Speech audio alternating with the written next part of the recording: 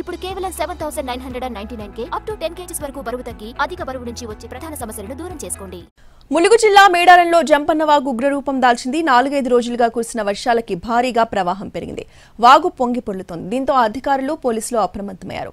జంపన్న వాగు ఉధృతిని పరిశీలించారు. జాగ్రత్తగా ఉండాలని సమీప ప్రాంతాల ప్రజల్ని హెచ్చరించారు.